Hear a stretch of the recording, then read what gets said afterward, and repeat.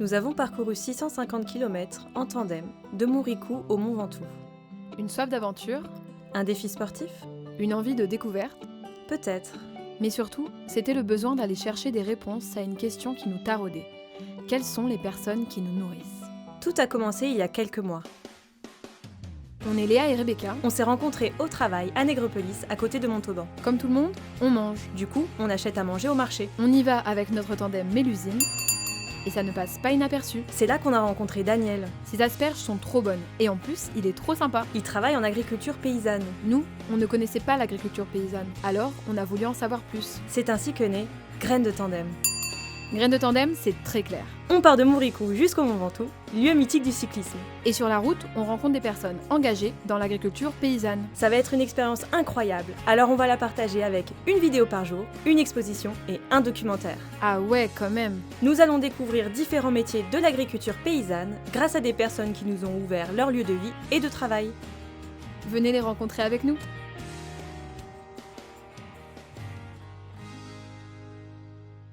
Jour 5. Terre et humanisme. 33 km. C'est l'arrivée en Ardèche et l'on commence à entendre les cigales chanter. La route est encore longue jusqu'au Mont Ventoux. L'entraînement continue avec une montée assez rude avant La Blachère où se situe depuis 25 ans l'association Terre et Humanisme. Cette association est un espace de sensibilisation et de transmission à l'agroécologie. Accessible aux particuliers comme aux professionnels, c'est la mise en avant d'un modèle de vie et de culture qui s'inspire du vivant tout en donnant la place aux paysans. C'est le seul de nos arrêts dont la pratique ne répond pas à des besoins de production alimentaire, car l'ensemble des actions est avant tout dédié à la transmission et à l'expérimentation. C'est grâce à Mathilde, également cycliste, que nous avons découvert les jardins pédagogiques. Je m'appelle Mathilde et je suis chargée de communication digitale, marketing et collecte chez Terre et Humanisme. Alors Terre et Humanisme est une association qui a pour objectif de transmettre, soutenir et partager l'agroécologie. On reçoit à la fois du public ici, en séjour d'immersion ou en visite, et on a des programmes de formation de plusieurs durées, donc qui vont être à la fois sur le jardinage agroécologique, mais aujourd'hui aussi sur la cuisine, comment transformer les aliments, sur le compost, le désherbage. Et on a également des programmes de solidarité internationale dans tout le pourtour méditerranéen et également en France. On accompagne des communautés paysannes vers la souveraineté alimentaire, donc dans le pourtour d'Afrique. Et en France, on met en place des jardins agroécologiques dans des espaces mis à disposition de personnes en situation de précarité.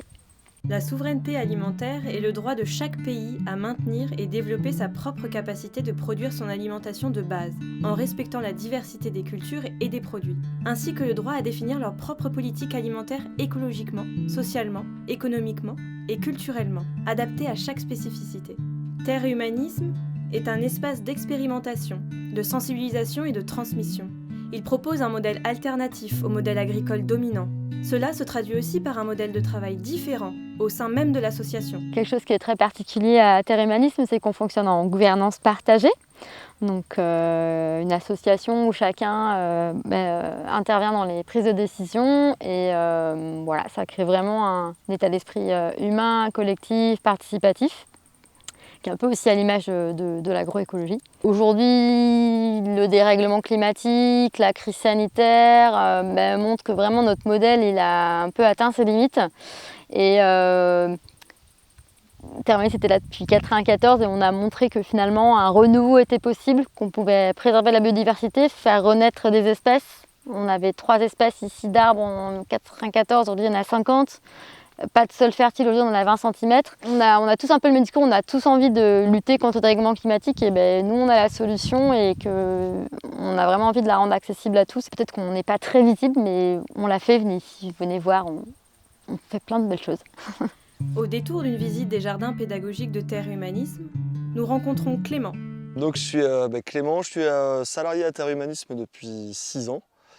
Et donc ici je suis jardinier, donc je m'occupe du jardin, je suis animateur, donc j'accompagne les séjours d'immersion avec les volontaires qui viennent dans le jardin pendant 2 à 3 semaines. Et donc l'idée c'est de jardiner avec eux et de leur apprendre tout ce qu'on peut sur l'agroécologie. Et je suis formateur aussi, donc j'interviens dans les formations, dans les stages qu'on propose sur le potager agroécologique, le jardin vivrier, le compost, toutes les thématiques autour du jardin. Je forme le grand public là-dessus.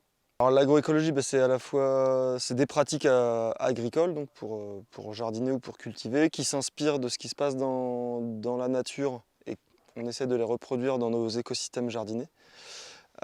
C'est aussi une philosophie ou en tout cas une vision de la société où on remet le paysan au cœur de nos territoires.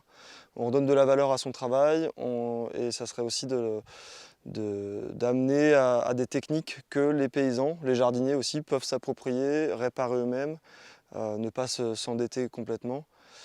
Donc aussi toute une notion du bien-être du paysan qui va être discutée dans l'agroécologie.